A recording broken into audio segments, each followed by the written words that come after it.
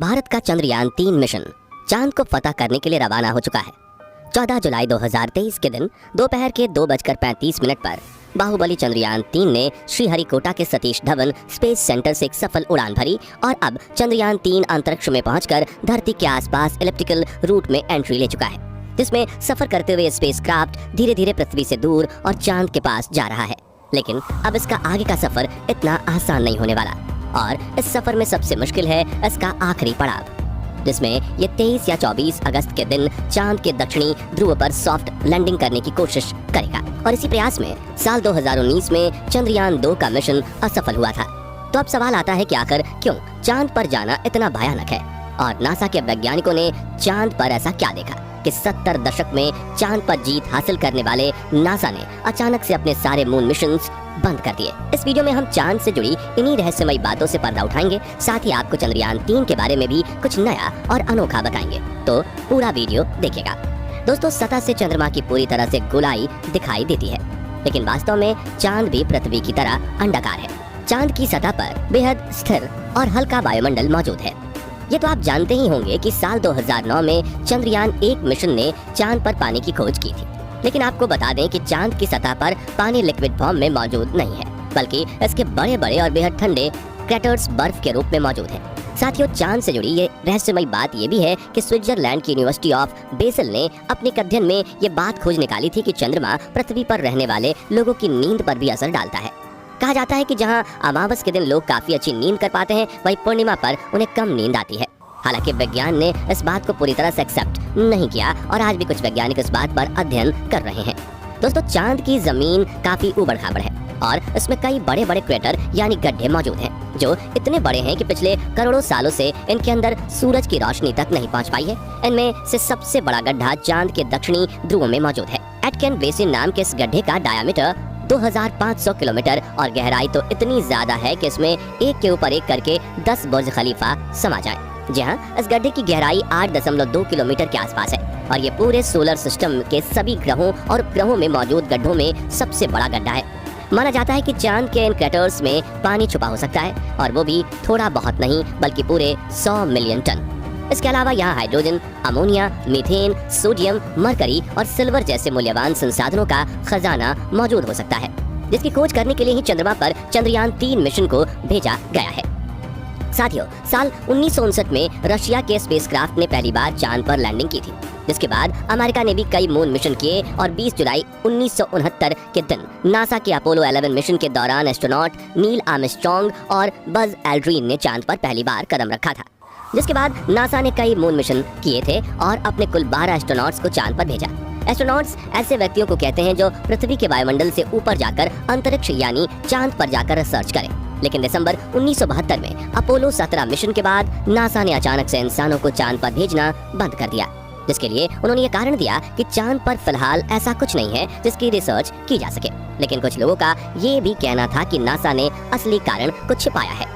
NASA के भेजे गए इन 12 में से कई अंतरिक्ष यात्रियों ने चांद पर कुछ अजीब सी आवाजें भी सुनी थी, तो कईयों ने इन पर बने एक अजीब ब्रिज और कूलिंग टावर जैसी रचना को भी देखा था। वहीं चांद की खोज में वैज्ञानिकों को एक सैटेलाइट डिश जैसी रचना भी दिखी थी और वैज्ञानिकों के मुताबिक इसका अपने आप बनना नामुमकिन है। हालांकि नासा ने कभी इस बात पर आधिकारिक बयान नहीं दिया था, लेकिन नासा के वैज्ञानिकों ने कई बार ये कबूला कि चांद पर एलियन का बसेरा हो सकता है। खैर, चांद पर एलियन हो सकते हैं या नहीं, इस बारे में अपनी राय हमें कमेंट में आप बता सकते हैं। फिलहाल यहाँ सबसे ज्यादा गौर करने वाली बात यह है कि ये सभी मिशन चांद के उत्तरी ध्रुव पर किए गए थे, जहाँ पर लैंडिंग करना चांद के दक्षिणी ध्रुव के मुकाबले काफी ज्यादा आसान माना जाता है। लेकिन साल 2019 में भारत के चंद्रयान-2 ने चांद के दक्षिणी ध्रुव पर सॉफ्ट लैंडिंग करने की कोशिश की थी और अपने इस प्रयास में चंद्रयान-2 का लैंडर विक्रम बुरी तरह से असफल हुआ था। लेकिन आखिर चांद का दक्षिणी ध्रुव इतना खतरनाक क्यों है, आइए जानते हैं। सबसे पहले तापमान की बात करें तो चांद के दक्षिणी ध्रुव में कई ऐसे बड़े बड़े गड्ढे यानी क्रेटर्स हैं जहां करोड़ों सालों से सूरज की धूप नहीं पहुंची, और सूरज की धूप न पहुंचने का सीधा सीधा मतलब है तापमान का ठंडा होना। इसलिए कई बार दक्षिणी ध्रुव का तापमान -230 डिग्री सेल्सियस तक पहुंच जाता है। ऐसे में किसी भी इंसान का स्पेसक्राफ्ट से बाहर निकलना तो छोड़ो, खुद स्पेसक्राफ्ट के लिए भी ऐसे वातावरण में काम करना मुश्किल है। इतने कम तापमान में कई बार स्पेसक्राफ्ट पर लगे इंस्ट्रूमेंट चलना बंद हो जाते हैं। वहीं सूरज की रोशनी न पड़ने की वजह से चांद के दक्षिणी ध्रुव के कई हिस्सों में काफी ज्यादा अंधेरा है। जिस वजह से चांद की ऑर्बिट में घूम रहे नासा, रशिया और इसरो के ऑर्बिटर्स भी वहाँ के काफी हिस्सों को ठीक से नहीं देख पाए। यानी कि उन हिस्सों में क्या हो सकता है ये किसी को नहीं पता। ऐसे में वहाँ जाना सबसे बड़ी चुनौती है। इसके अलावा चांद के दक्षिणी ध्रुव की जमीन उत्तरी ध्रुव से ज्यादा उबड़ खाबड़ है, पर यहाँ पर कुछ सेंटीमीटर से लेकर 2500 किलोमीटर तक के बड़े बड़े गड्ढे हैं। ऐसे में रिसर्च के लिए किसी भी रोवर को यहाँ चलाना हो तो काफी सावधानी बरतनी पड़ती है, और अगर रोवर किसी बड़े क्रैटर में गिर गया तो उसे वहाँ से निकालना लगभग नामुमकिन हो जाएगा और रिसर्च मिशन भी फेल हो जाएगा। इस बात को ध्यान में रखते हुए इसरो ने चंद्रयान 3 के प्रज्ञान रोवर में सेंसर्स और नेविगेशन कैमरास लगाए हैं। अब सवाल आता है कि चंद्रयान 2 का विक्रम लैंडर चांद की सतह पर सॉफ्ट लैंडिंग करने में क्यों फेल हुआ था। तो बता दें कि इसरो के मुताबिक धरती से चांद की दूरी करीब 3,84,400 किलोमीटर है। ऐसे में इतनी दूरी पर लैंडर से डीप स्पेस कम्युनिकेशन बनाए रखना काफी मुश्किल होता है, क्योंकि इतनी दूरी पर रेडियो सिग्नल्स वीक हो जाते हैं और एंटेना से बहुत ज्यादा बैकग्राउंड नॉइज आता है। साथ ही अपनी कक्षीय गति यानी कि ऑर्बिटल मोशन की वजह से चांद लगातार अपनी पोजीशन बदलता रहता है। ऐसे में तय की गई लैंडिंग साइट पर पहुंचने के लिए लैंडर को भी सही मोशन पकड़े रहना पड़ता है। इसके अलावा चांद पर पृथ्वी से कम ग्रेविटी है, बहुत पतला वातावरण है। साथ ही चांद के दक्षिणी ध्रुव में काफी बड़े बड़े पत्थर और गड्ढे होने के साथ धूल भी उड़ती है, और ये सभी कारण किसी भी लैंडर को लैंडिंग करने में काफी चैलेंजेस देते हैं। और पिछली बार चंद्रमा की सतह से 2.1 किलोमीटर पर चंद्रयान 2 के लैंडर से इसरो का संपर्क टूट गया था, और इन्हीं में से किसी एक कारण की वजह से वो चांद की सतह पर क्रैश लैंडिंग करके तबाह हो गया था।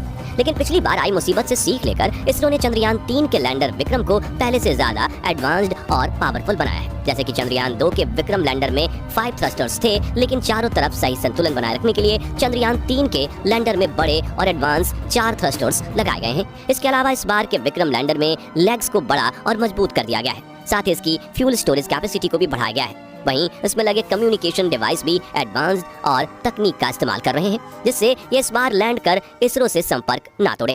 और सबसे जरूरी बात, इसके सॉफ्ट लैंडिंग सीक्वेंसेस को भी काफी हद तक सुधार दिया गया है। इन सभी बदलावों से चंद्रयान 3 के लैंडर को चांद की सतह पर सॉफ्ट लैंडिंग करने में आसानी होगी। साथ ही इन सभी बदलावों को टेस्ट करने के लिए सिमुलेशन चलाकर विक्रम लैंडर की हजारों बार टेस्टिंग की गई है, जिसमें ठंडे तापमान में उपकरण चल रहे हैं कि नहीं उनकी जांच करना, लैंडर के पैरों की मजबूती टेस्ट करना, कम ग्रेविटी में थ्रस्टर्स टेस्ट करना, ऊबड़ खाबड़ सतह पर लैंड करवाना वगैरह शामिल है। वहीं इसकी लैंडिंग साइट यानी चंद्रमा की धरती पर उतारने की जगह को भी पहले से ज्यादा बढ़ाकर 4x2.4 किलोमीटर की लोकेशन चुना गया है। और यदि सब कुछ प्लानिंग के मुताबिक रहा तो 23 या 24 अगस्त के दिन विक्रम लैंडर को चांद की सतह पर लैंड करवा दिया जाएगा। दोस्तों, अगर इस बार चंद्रयान 3 का लैंडर चांद पर बिल्कुल सही तरीके से सॉफ्ट लैंडिंग करता है तो अमेरिका, रशिया और चीन के बाद भारत वो चौथा देश होगा जो चांद पर सॉफ्ट लैंडिंग करेगा। साथ ही हमारा भारत वो पहला देश बनेगा जिसने चांद के सबसे भयानक हिस्से यानी साउथ पोल पर लैंडिंग की है, जिससे स्पेस रिसर्च के फील्ड में भारत का नाम सबसे ऊंचा हो जाएगा। तो साथियों, अगर आप भी हमारी तरह यही चाहते हैं कि चंद्रयान 3 मिशन में भारतीय स्पेस एजेंसी इसरो को अपार सफलता प्राप्त हो तो कमेंट बॉक्स में इसरो को अपनी दुआएं